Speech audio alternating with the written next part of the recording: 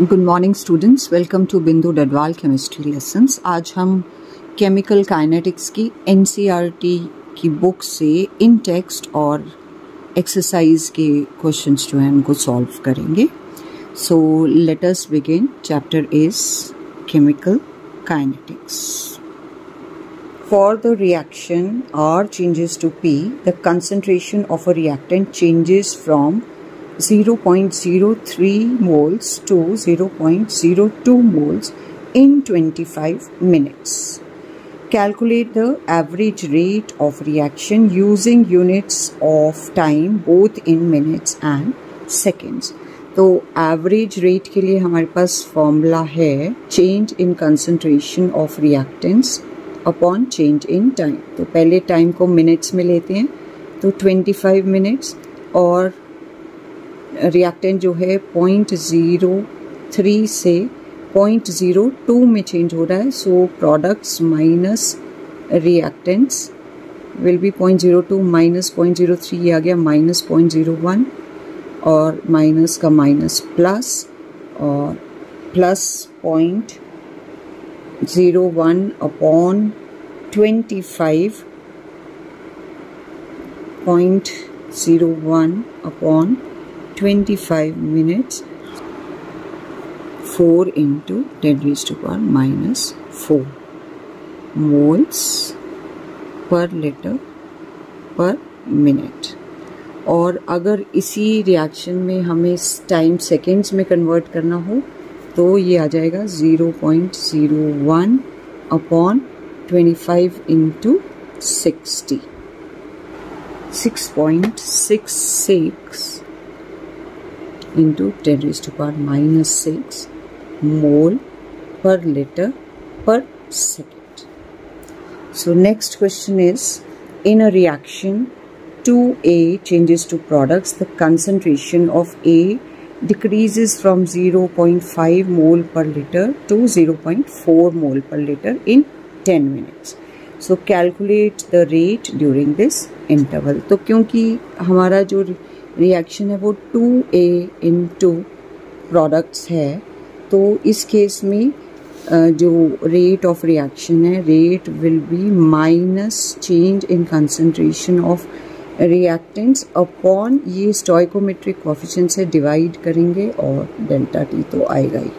So this क्योंकि हमारे 0.5 से 0.4 में चेंज हो रहा है, तो 0.4 माइनस 0.5 हो गया -0.1, और उसका नेगेटिव हो गया +0.1, डिवाइडेड बाय टाइम हो गया 2 into 10 मिनट्स। सो 0.1 अपॉन 20 और 0.05 into 10⁻⁻2 moles per liter per minute. Identify the reaction order from each of the following rate constants. तो जब रेट कांस्टेंट से हमने ऑर्डर ऑफ रिएक्शन निकालना है तो हमें रेट कांस्टेंट की यूनिट्स हेल्प करती हैं। तो जैसे फर्स्ट केस में rate constant is 2.3 into 10⁻⁻5 litre mole inverse second inverse. So जब भी हमें ऑर्डर ऑफ रिएक्शन निकालना हो तो एक टिप है कि लीटर की जो भी उस यूनिट होती है, जो भी पावर होती है, उसमें 1 प्लस कर दो, तो that will give you the order of reaction. तो यहाँ 1 है तो ये ऑर्डर ऑफ रिएक्शन हो जाएगा 2। इस पर्टिकुलर केस में order of reaction will be 2। Actually जो है rate is equal to K into units of concentration raise to power order of reaction है।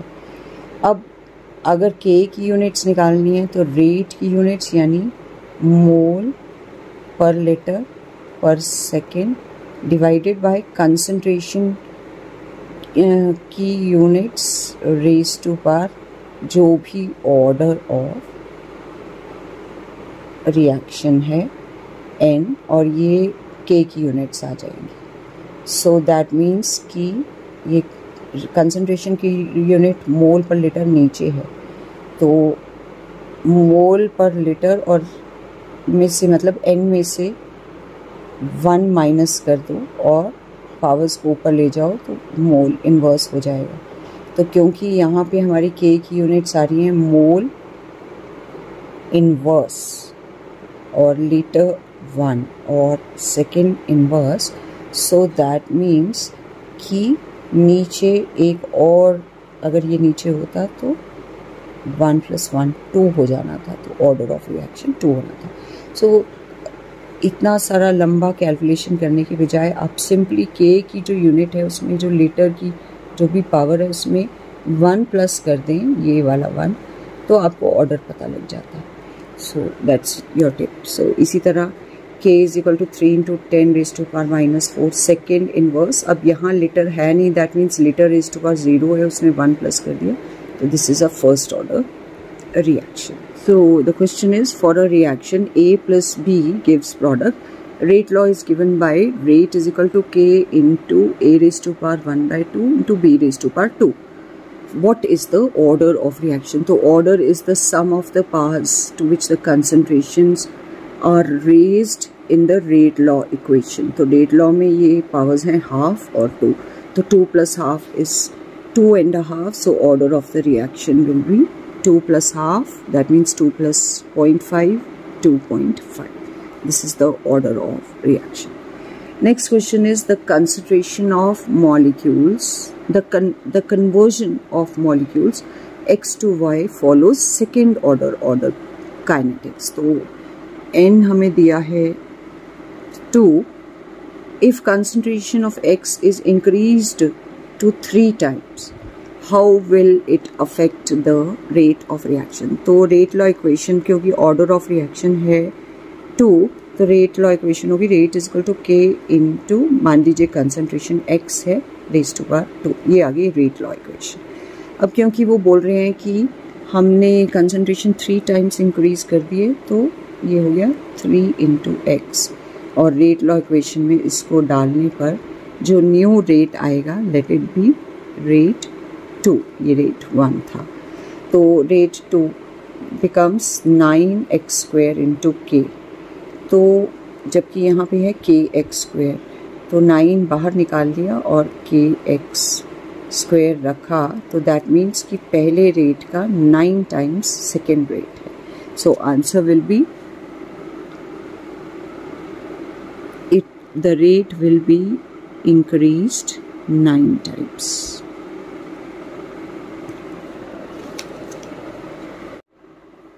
A first order reaction has rate constant 1.15 into 10⁻⁻³ second inverse. So ये आ गया K.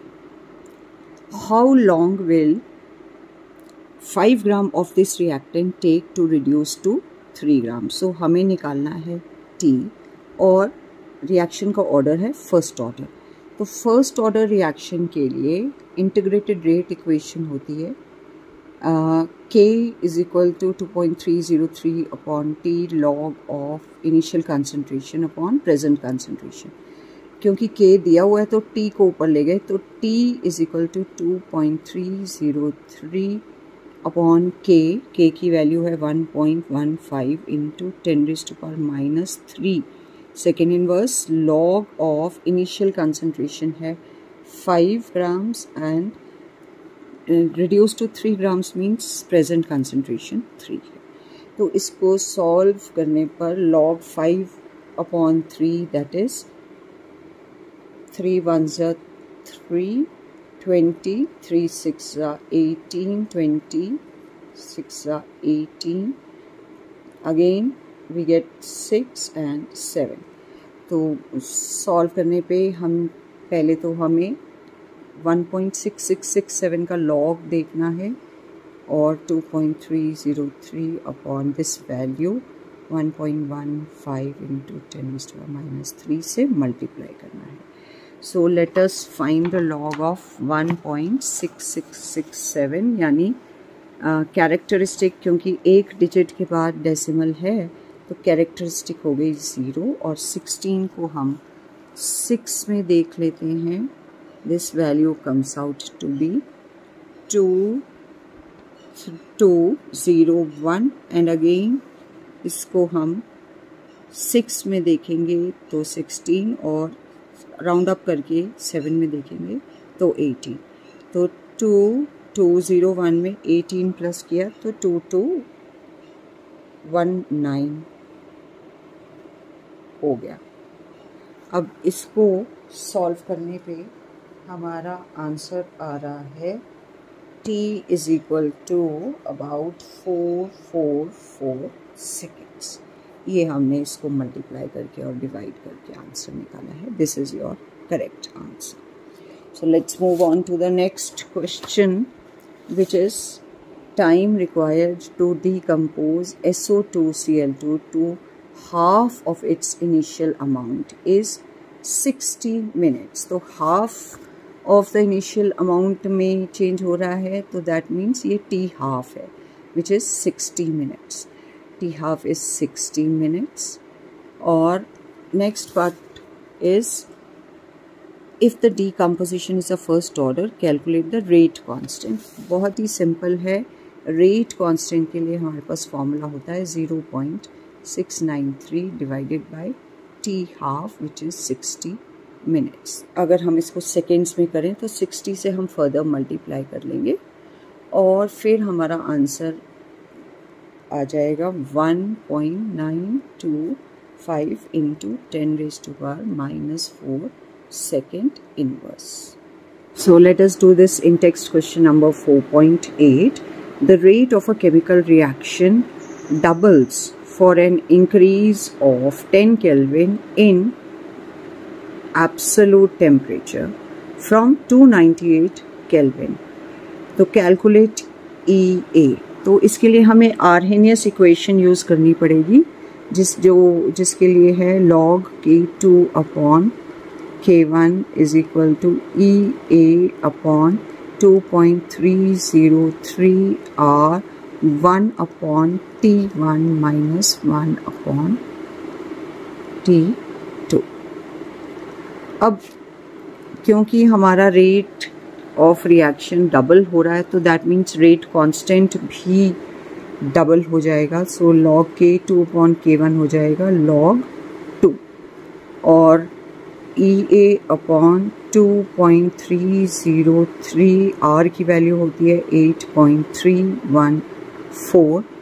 1 upon T1 है 298 minus T2 हो गया 1 upon इसमें 10 plus कर दिया 308।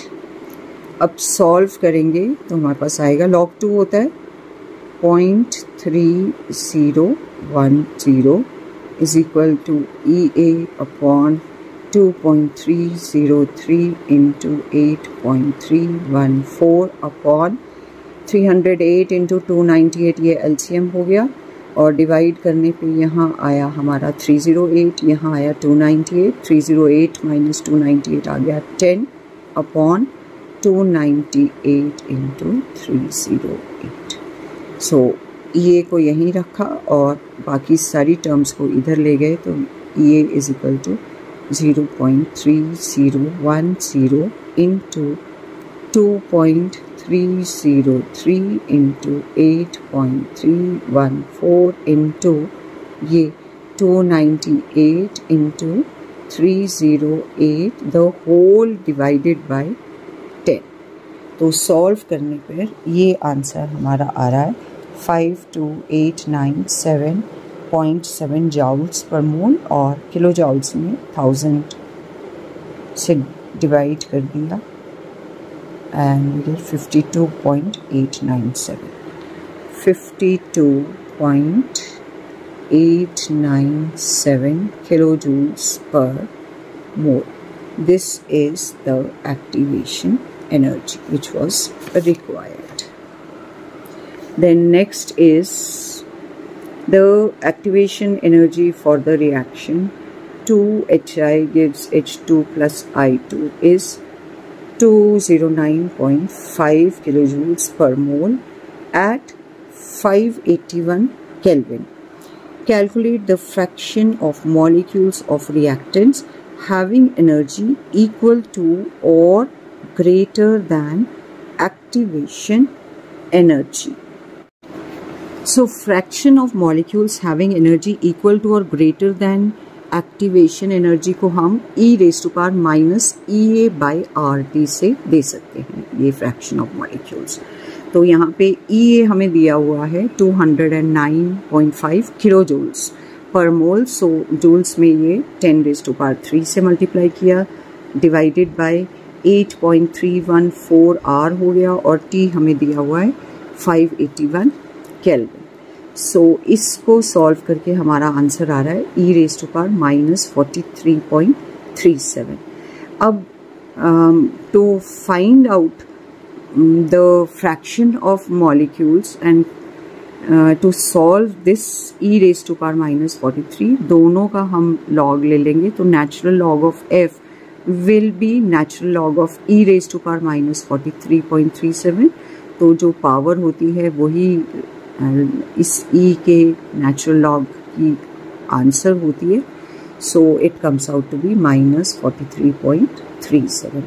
अब क्योंकि ln f की वैल्यू इतनी आ रही है, तो पहले तो इसको हम लॉग टू द बेस 10 में कन्वर्ट को हम 2.303 से मल्टीप्लाई कर देंगे। तो हमारे पास आ गया 2.303 log f is equal to -43.37।